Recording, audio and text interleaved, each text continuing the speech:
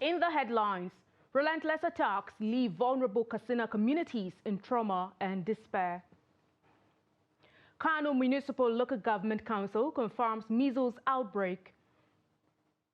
Nigerian Navy intercepts Ghanaian vessel with stolen oil, arrests 13. On the foreign scene, Gaza receives first airdrop of humanitarian aid. Hello and welcome to the Trust TV News Update at this hour. I'm Aisha Salihu.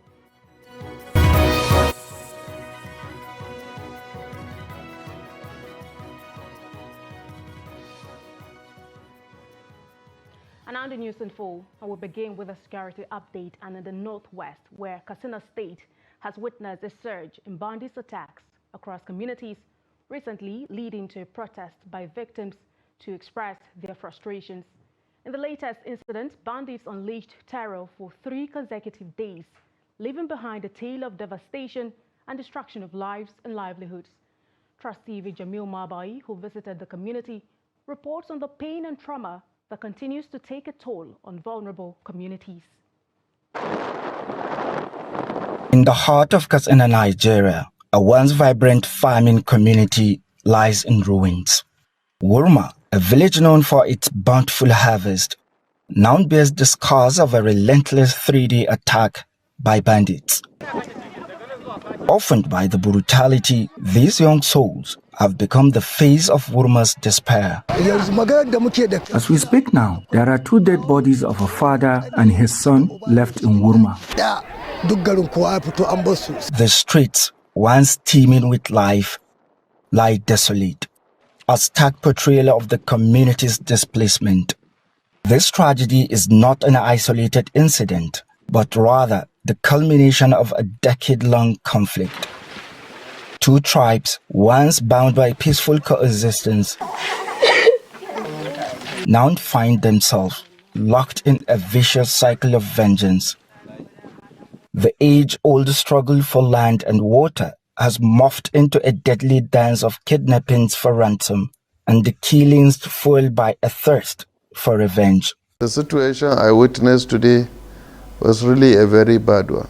I went to a whole Wurma town. I couldn't see one chicken, not to talk of a human being.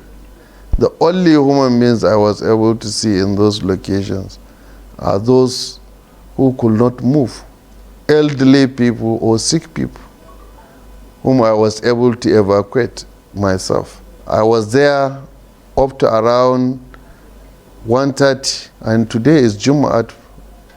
It's a Friday, but there was no single human being in the mosque to pray for Jum'at. It's really a very thing that I've never witnessed. And if somebody could tell me that this kind of things could happen in Katsina State, I would not believe it. But I've seen it myself. I have seen the anger of the people, and I have seen the suffering. These community watchmen stand as a fragile shield against the onslaught. The government, vowing to bolster their ranks and weaponry, hopes to level the playing field. We know the bandits have superior weapon against the community watch, and then there are some restrictions on the possession of AK-47. We are working towards the hurdles so that we can overcome those hurdles and get more sophisticated weapons that our people can use. And we are also working towards, in those areas that are more vulnerable, to see how we can recruit more men. First of all, we want to replace and also recruit more men. His voice, heavy with concern, acknowledges the escalating humanitarian crisis plaguing Katsina. We have deployed over 120 men today into that location, and we provided them with equipment and food items. And I just met with a delegation of about 10 representatives from that community. We discussed the problems, and they suggested various ways in which they need the government intervention and they need the government to come into. We are working towards that. I have mandated this Commissioner of Internal Security with my special assistant on victims of banditry and kidnapping to work out ways in which between tomorrow and next tomorrow we'll start to address the issues. And also I have engaged the Commissioner of Police, the Director DSS, the Brigade Commander has just left for deployment of movement, and then also to organize an special operation in which we get these people out of and dislocate the bandits and move them away from the state. As Wurma struggles to rise from the ashes, the future remains shrouded in uncertainty. The scars of this tragedy will run deep, each not only on the landscape, but also in the hearts of its people. Jamil Mabay, Trust TV, Katsina.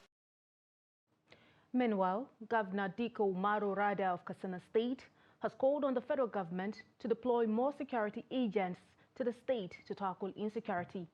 The call was made when the governor visited Wurma village of Kurfi local government area, according to a statement issued by the Commissioner of Information and Culture, Bala Salisu Zango. The commissioner said Rada could not hold back his tears when he visited the village to commiserate with residents over a recent bandits attack that left many people dead and many others injured. Governor Rada condemned the attack, which he described as barbaric, adding that it was pathetic to see how people deserted the village as a result of senseless killings by armed bandits. According to the statement, the governor reiterated the commitment of his administration to restore peace and security in the state, maintaining that his government would spend the last kobo in its treasury to safeguard the lives and properties of people in the state.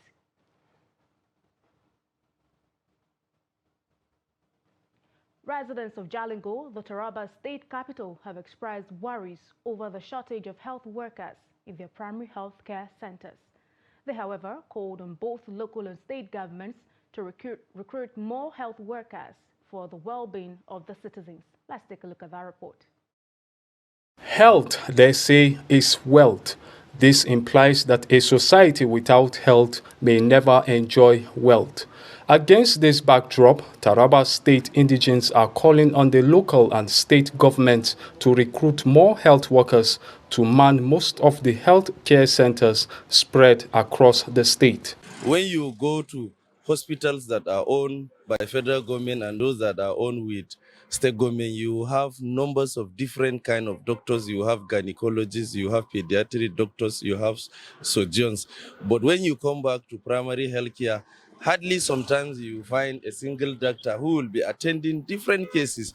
And one area that we need to throw our attention is the greater proportion of our population are the poor. And these poor cannot access federal and sometimes government facilities. We all know there is a real shortage of manpower in the health sector, though not just the health sector. So many health workers are retiring, others are dying, others are moving to other parastatals, either federal or NGOs.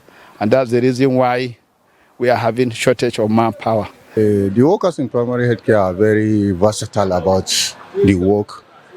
And I want to assure you that the chairman, being the former executive secretary of the Primary Healthcare Development Agency here in Taraba State, know exactly what to do to make sure that our primary health has developed to an expected level. A medical officer at Taraba State Government House emphasized on the need for government to recruit more staff in the primary health care facilities, which, according to him, will boost health care delivery in the state. It is no news already that generally, even as a country, Nigeria, there has been a decline in the health workers, as doctors, nurses, pharmacists, medical lab scientists, and then Jalingo is not left out of this, and this has deleterious effects already. So it's something that needs to be checked. The call for more professionals at the primary health care centers follows the pressure on the few available hands who have to deal with the many demands from patients in communities. Still on health matters, authorities at the Kano Municipal Local Government Council of Kano State have confirmed an outbreak of measles in some parts of the local government area. The primary healthcare coordinator of the area, Aliyu Jinjiri Kiru, disclosed this during a meeting of the Emergency Preparedness Response Committee at the local government secretariat. In a statement, the information officer of the area, Fatima Abdullahi, quoted the coordinator saying they received reports of several cases of measles and other infectious diseases from various health centers in the municipal local government area. The coordinator said the suspected affected areas with cases are Sharada, Madatai and Gandung Albasa. He, however, called for an urgent step or response to contain the diseases. On his part, the officer in charge of disease control, Tukur Hassan, said they have already referred the cases to Murtala Special Hospital for isolation. The district head of municipal, Mada King Kano, Yusuf Nabahani, implored all village and ward heads in the area to prioritize public health at all times due to its significance. Bricklayers and laborers in Kano have increased their charges as high cost of living continues to take a toll on people's earnings. Trust TV's correspondent Idris Jibrin reports that laborers are seen as the least paid workers in the state, with a daily wage of about 1,500 naira.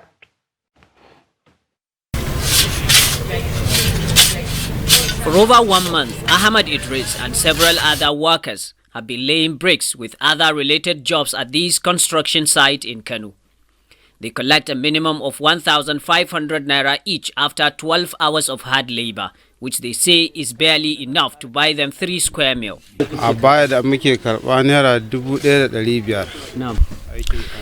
You see, before now, we are getting 1,500 naira every day. That is if you work for 12 hours from 8 to 4. They pay us 1,500 naira. And this money is barely enough to sustain us. But not anymore.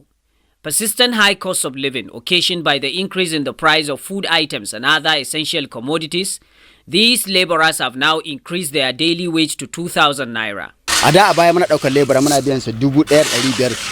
Well, today actually we have increased the price to 2,000 naira. Some people are paying 2,500 naira. But even as at that, look at 2,000. What will you buy with 2,000? This morning I ate 1,200 naira as my breakfast, and I'm still not satisfied. If I see food now, I will still eat. While a mudu of rice has jumped to 3,600 from 2,000 naira, a measure of maize is now 1,900 naira, and beans is sold at 2,500 naira per mudu. This means there are still many grounds to cover if these young men are to continue keeping body and souls together through their only means of survival. We really don't have choice. This is how we are surviving. We are supposed to get money every day. They are supposed to pay us 5,000 naira from 8 to 4. But that's not the case.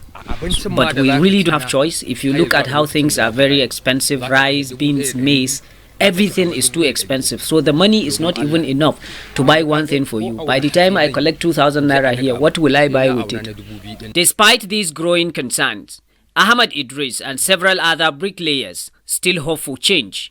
But while they hope, their suffering may likely continue to increase. Idris Jibrin, Trust TV News, Kano. Expressing dissatisfaction with the unstable power supply across the nation and its attendant effect on them and their businesses. According to them, the electricity supply is worsening with every passing day and making daily living difficult.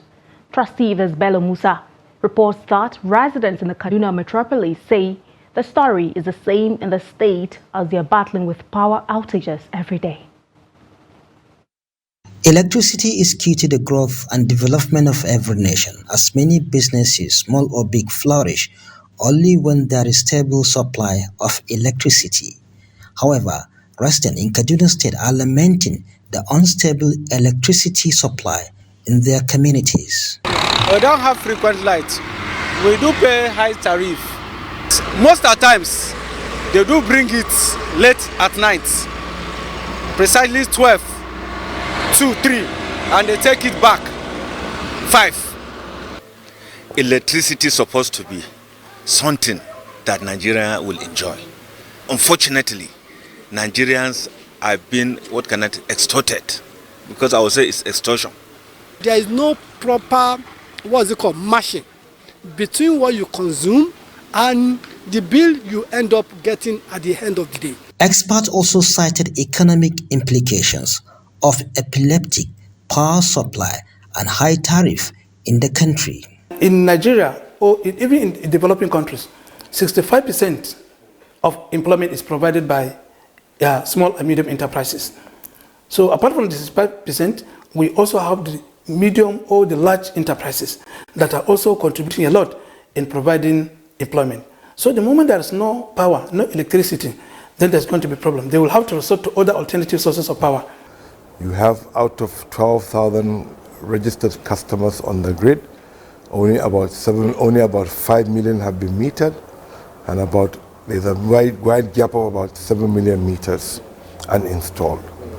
Meanwhile, the Kaduna Electricity Distribution Company has attributed the situation partly to the menace of energy theft. We are paying for this energy as well.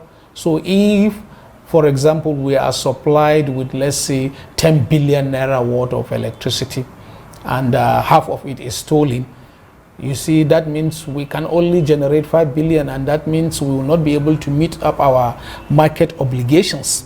And why do we in this for advocacy for the resolution of this problem? It's simply because without energy, you can't industrialize, you can't progress, you can't, achieve improved GDP as a country. You can't even eradicate poverty, because energy, light, electricity is actually empowerment. According to experts, the dysfunctional setup of the Nigerian electricity supply industry is responsible for the worsening electricity supply due to lack of an efficient framework from government for it to work. Bella Musa, Trust TV News, Kaduna. You're watching the news update on Trust TV. Coming up shortly. Fish traders decry soaring operational costs as firewood prices jump. More news when we return. Do stay. Welcome back, and thank you so much for staying. But if you're just joining us, this is the news update on Trust TV. Let's take a look at our top stories again.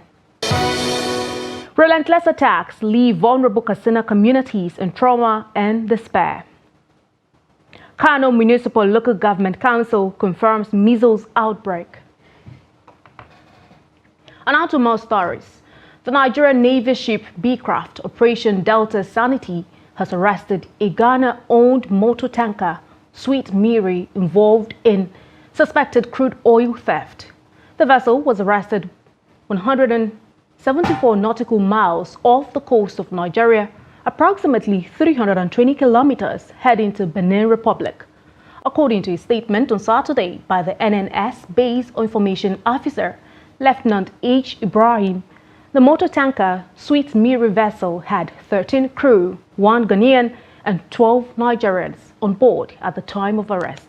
The flag officer commanding Western Naval Command, Rear Admiral M.B. Hassan, was quoted in the statement as saying that the vessel was carrying about 2 million liters of the suspected product without approval and has switched off its automatic identification system to avoid detection on February 25, 2024. Hassan also stated that the infraction necessitated the deployment of ship Abar to investigate the vessel, which was later found carrying products suspected to be crude oil, and NNS Sokoto to develop the search and interdict the vessel. Smoking, one of the best methods of preserving fish, has been passed on from generation to generation, with many using it as their main source of livelihood. In the Ekpe fish market of Lagos State, a community of industrious women engages in the traditional trade of smoking fish. However, their livelihoods are threatened by the dual challenges of soaring fish prices and the escalating cost of firewood that is essential for the smoking process. Victoria Tokolo visited the Ekpe Smoking Fish Market. Her report is presented from our studio. In Nigeria, smoking fish is more than just a culinary technique, but a cherished tradition among those engaged in it. Beyond adding a delicious flavor to dishes, smoking serves as a vital preservation method, ensuring that fish can be enjoyed for longer periods. However, in Ekpe Smoked Fish Market, traders are battling with the increasing costs of fish from suppliers, combined with the skyrocketing prices of firewood. In the wake of economic downturns, the cost of a bundle of firewood has surged to 7,500 naira compared to the previous price of 2,350 naira. Now, fish you don't cost, wood you don't cost. If I buy only 3 wood, it's 5,000, 1,000.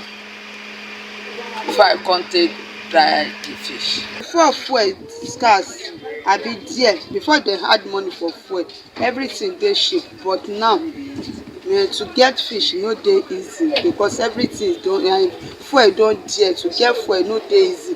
The money when we go take buy like 5 keg before. Now we are buying and we are taking buy 1 carton, 1 keg. So everything is there. If it come down, so everything will be cheaper. Despite the biting economic challenges, the Ekpe market still revels in its usual bustle as retailers flocking to purchase dried fish in bulk, but not without lamenting the impact of soaring costs on their businesses. We dey buy fish before 1,000, now down be 8,000. No gain for fish again. Shortage is too much. You not see self. Fish is not there. Money not there. Everything can cost. Before, you dey see gain for the fish. If you buy like a 10,000, 55,000 for gain. But now, you can 1 naira. You know the top of the fish. Before we are buying it cheaper, but now if you buy a fish like 20,000 naira, before you can see a gain of 1,000, it's very hard. Government should help us. Government should help us. No fish, this thing that they used to kill it, we don't no money to buy it again. It's very costly. Smoking, originally devised for food preservation, continues to offer disadvantage in contemporary culinary practices across Nigeria. Away from Nigeria, the United States has carried out its first airdrop of humanitarian aid for Gaza, with more than 30,000 meals parachuted in by 3 military planes. The operation, carried out jointly with Jordan's Air Force, was the first of many announced by President Joe Biden. He promised to step up aid after at least 112 people were killed as crowds rushed a convoy on Thursday. The airdrop comes as a top United States official said the framework of a deal for a 6-week ceasefire in Gaza was in place. The Biden administration official said on Saturday that Israel had more or less accepted a deal on a new ceasefire. Mediators are due to reconvene in Cairo on Sunday. An Egyptian official said delegations from both Hamas and Israel were expected to arrive for the negotiations. Other countries, including the UK, France, Egypt, and Jordan, have previously airdropped aid into Gaza, but this is the first by the United States. And on a sad note, former Super Falcons goalkeeper Bidemi Aluko-Olasheni is dead. Aluko-Olasheni died after an 8-year battle with cancer. The Nigerian Football Federation announced this in a post via its X account at the NFF late Saturday night. During Aluko-Olasheni's stint as a goalkeeper for the Super Falcons, she showcased remarkable skills. Additionally, she contributed her talents to teams such as Rivers Angels and Sunshine Queens. And that concludes the news update at this hour. Remember, you can always follow us across all of our social media platforms and also join our YouTube live stream for more news, programs, and documentary.